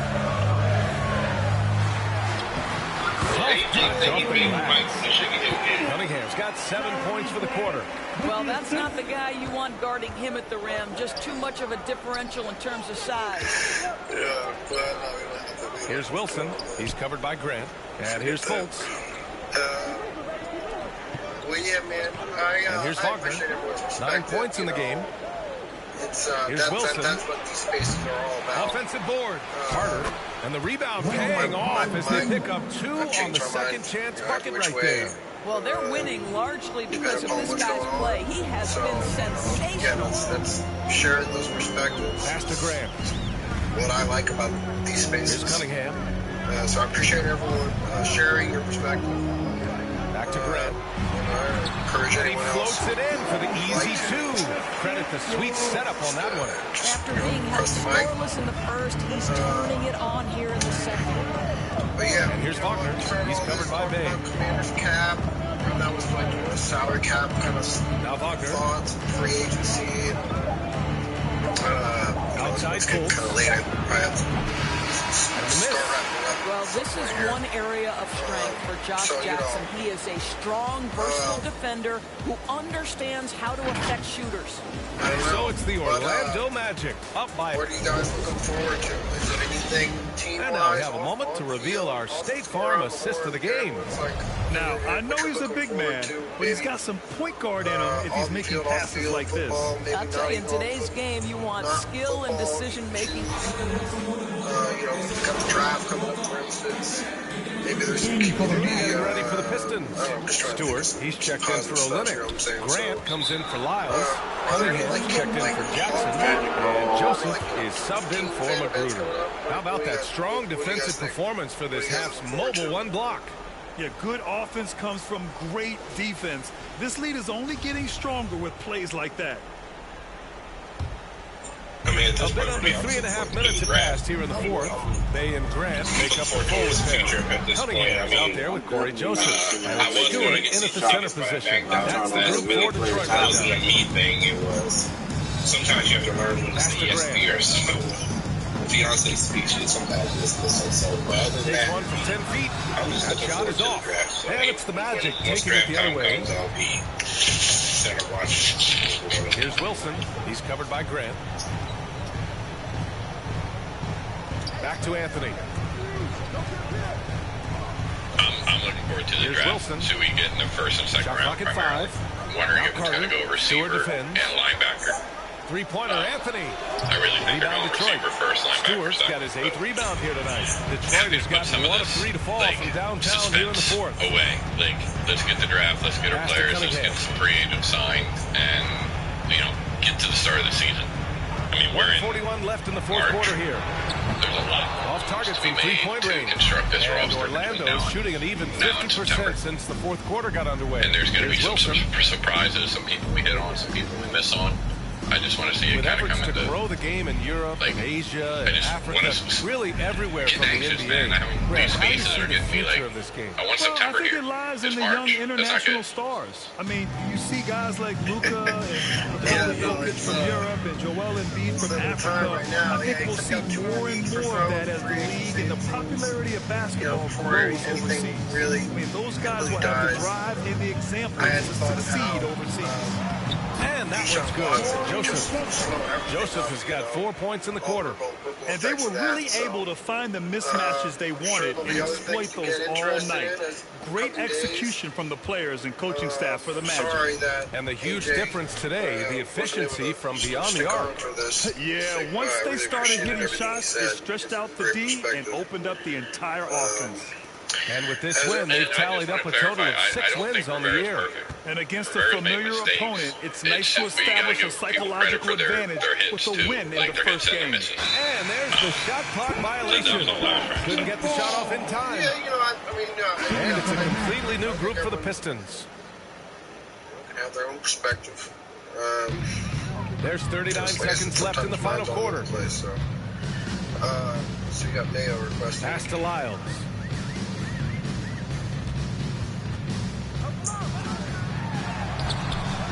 Wilson grabs the board. What's up, Mayo? Fantastic ball movement for them tonight. Things are definitely working offensively. A balanced attack is just so much harder to defend. There's a lot of building to do in this free agency. They cleared cap space. 11 seconds left in the fourth quarter. I'm not sure, what direction. I really don't too much into rumors because it's, a lot of it's just hearsay and just people just showing it's for clickbait type of, stuff. So just get some attention. But next week, no problem for Orlando as they get the win. Exceptional effort on the road. They were ready and they were focused. Focused indeed. I mean, it takes a strong mental approach to block out the distractions. These guys stepped up 100%. Thank you for joining us. That'll do it for now. For Allie LaForce, Doris Burke, and Grant Hill, this is Brian Anderson alongside our 2K Sports crew, thanking you for watching. We'll see you next time. May 15th and May 17th, I believe, they were well after the draft. That's a strong possibility. Yeah, after the draft, I still see some moves even prior to it. And that's what I'm excited about this season. These next 2 weeks, I'm not sitting here monitoring like I was the first few days. So if something pop up, I'll probably end up I'll find out, way later down the road. But that's what I'm looking forward to. And then after that, the draft. After that, then the draft. And I'll be happy with any talent that's going to start and play and contribute day one. I don't want to see another Jamin Davis coming in, and then we got to sit here and figure him out for a whole year, and then still wondering what he's going to do. I mean, they picking a number 11. Whatever they get, even if they trade back a few spots, that player got to contribute on day one. So you're basically saying we don't need to pick a project. If you're saying that, I agree with you. Hey, no project. And I don't know what was the thought on Jamin Davis. I saw he was rising on a lot of scouts' boards. But that's the TV scouts. I don't know about the actual professional Washington football team, Washington Commander scouts, or the New Orleans Saints scouts, or Atlanta Falcons scouts. I don't know what they were seeing, but on the TV stuff, a lot of these guys, he was rising for some reason, and I don't know why. Yeah, I think he'll be fine. In all honesty, I think he'll be fine. They'll figure out a way how to use him. I really think he's just going to be our outside linebacker or weak side.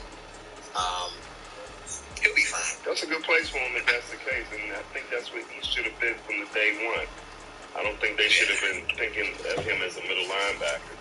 And that's what I'm interested in over these next few weeks. That's why I'm excited about it. I really think they'll find that true veteran that can actually come in and be a high value source guy. And, allow them to go into this draft with eyes wide open on the best available talent. Yeah, he'll do good.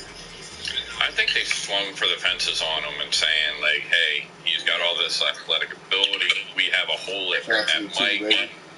Let's see if he works. And it didn't. Doesn't mean it won't work on outside, but I think they were trying to hit a home run with him at the mic. And they struck out at Mike, so let's hope he pans out on the outside. And it's okay for them to strike out. It happens. So, well, at least they admitted it, though. I think they had... And they just struck out at that position. That doesn't mean they struck out on the player, but they didn't... I think they really were hopeful that he would fill a hole, and they figured Cole would be better outside, and I don't know. I think they swung and... Yeah, I still want Cole to kind of play Mike, at least try. I think we should at least try with that. If not, if he plays outside, that's fine too. He's good at outside linebacker too. He's improved in coverage a lot. It's really improved in coverage. Well, it's hard to say how they view, because right now they don't have a true Mike. So is it Cole? maybe someone else on the roster. Like it's been brought up, Shaka Tony. Yeah, Shaka Tony. Penn State. So, yeah. And I envisioned him when they drafted him. That's how I was seeing him as a Sam. As a Sam, a strong side linebacker. I thought he was going to be a little bit small to play, and I didn't see enough speed and twitch for that. And that's why I viewed him when they drafted him. I said, maybe they may be looking at him. I think they were until the injury started hitting up. I was just about to ask that, were they developing him at Sam, and then you had Young and Sweat go down, and out of necessity, they switched him back to end? Right. Because they were playing him in training camp at Sam. And he was working out with the linebackers early in camp. And then he got into the preseason, and then all of a sudden, then hit regular season, injuries came about, and then he swung over to defensive end. I think they was viewing him as a Sam. Yeah, I really wish we could have got one of these veteran linebackers out here, though. That would have been perfect. If we would have got Miles Jack or Jordan Hicks, but I know. It's not over yet, man. Yeah. Free agency. Yeah.